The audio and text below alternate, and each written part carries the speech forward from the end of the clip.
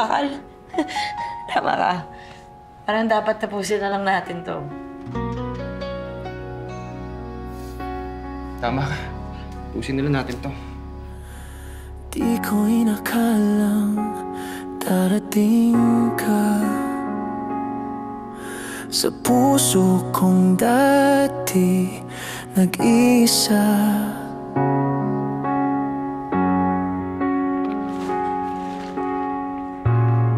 Ay, ang ganda.